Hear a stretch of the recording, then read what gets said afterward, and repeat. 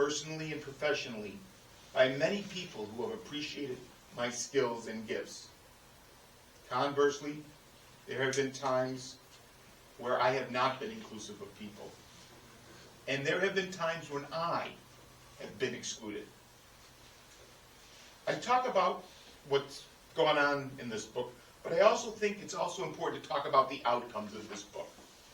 Being a self-published author, you don't have the backing of a big publishing house to help with promotions and sales, so I can't give you realistic dollars and cents profit on this book, nor can I tell you how many people purchased a copy. It would not surprise me if I had actually given away more copies than I sold. The true outcomes can be found in the messages that I received from others that said something to the effect of, what you said in your reflection today is what I needed to hear today. I'm not going to flatter myself and lie to you and say that I got these messages daily, but I did get enough of them to help sustain me in the work. I would not be surprised if there are many instances of this, but people kept that private to themselves, which is okay by me. As long as they found something that would help them get them through the next week, or the next day, or even the next 10 minutes, that's enough for me. As for the book itself, I have a similar hope that will find its way into somebody's hands at a crucial moment in their lives. And they will find something that will urge them on to become the person that God or destiny intended them to be. As for me, the outcomes have been that I have started to become more sanguine about this thing we call life. And I'm getting better at looking at the glass as half filled versus half empty. In writing this book, I have had to look into my own life, into my own shortcomings, and maybe this has made me maybe a little more sympathetic when dealing with other people's shortcomings. The pandemic shined a bright light on the fragility of our human condition, and this has given me a sense of urgency about doing good towards others, or as my Jewish friends would say, to be a mensch or a mitzvah to others.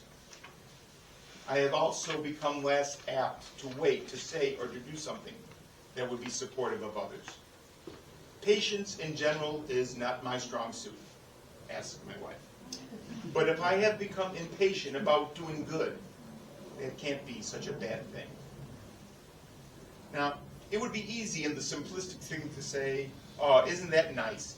He wrote all those things to help somebody over a tough time, but now let's all go get back to normal. Everything I've written in this book is not simply to make people feel good, either about themselves or their situation. It is to get people to consider what it really means to have a world built on justice, compassion, and inclusion. The feeling of, let's just move on, reminds me of a line from the Oscar-winning film, The Best Years of Our Lives. In the movie, a recently discharged veteran who worked in a bank as an executive before the war, and as a man who has seen much of death and battle, his reaction when the bank manager calls him upon his return home.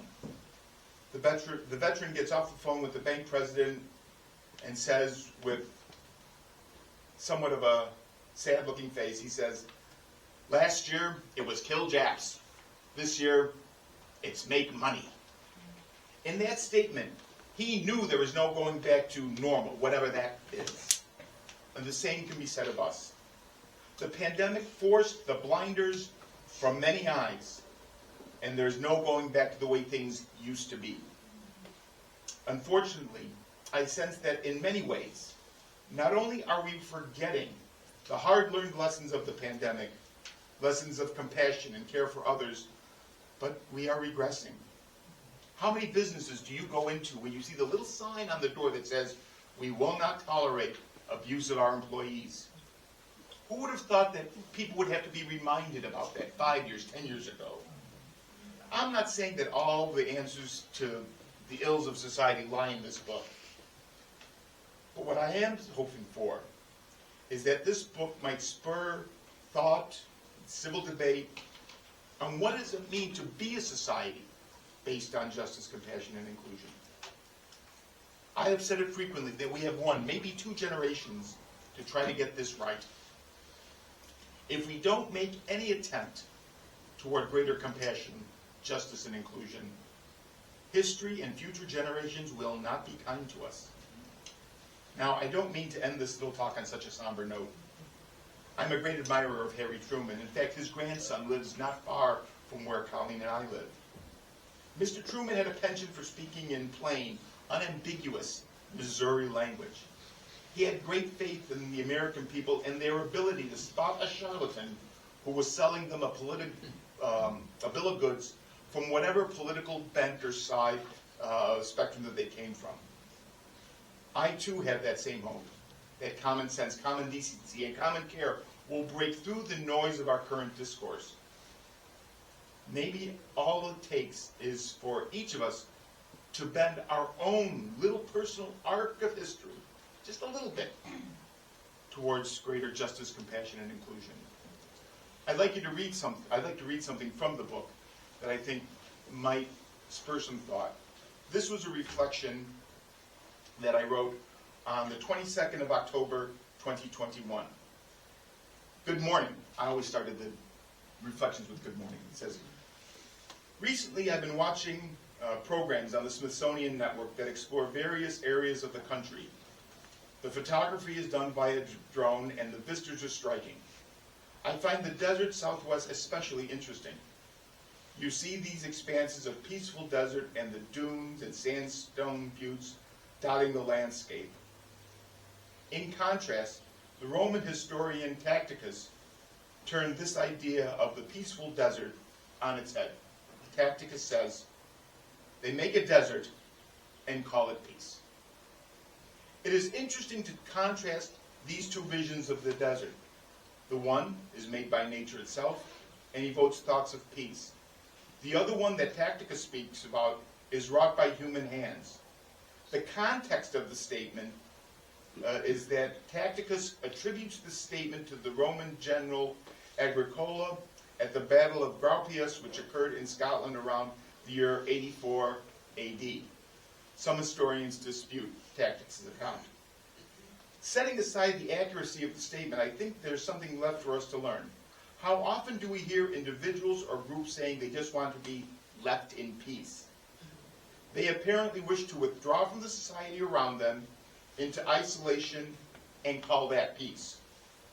I would submit that maybe that what they are doing by withdrawing from others, they are building a wasteland, a desert, in other words, for themselves, and calling it peace.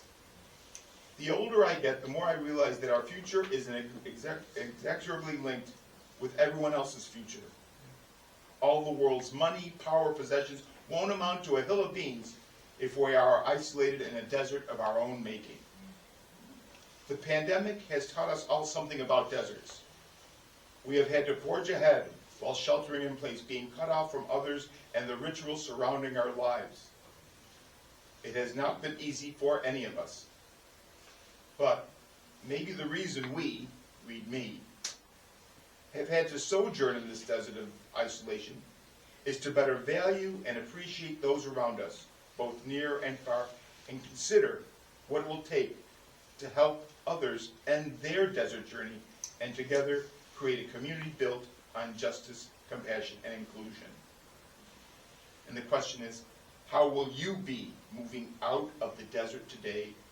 And then I close by saying, working with you in creating a lush, green, and verdant peace.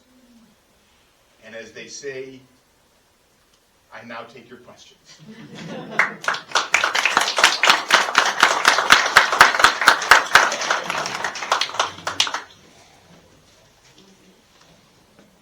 I want to make one comment. As a fellow Zionist, I'd like to know how you can balance that inclusion when you're going up against enemies that want to destroy the state of Israel and an ideology who seeks to dominate the world.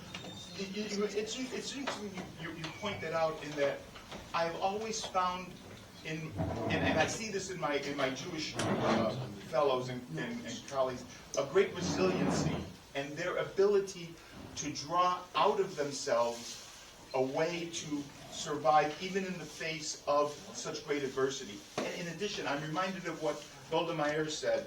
She said that we can forgive, she was speaking to the enemies of Israel, she says, we can forgive you for the killing of our children. The one thing that we cannot forgive you is that you have forced us to kill your children. And I think that attitude, that extension of oneself, moving out of one's own communal experience and really feeling for that pain of others, I think that is what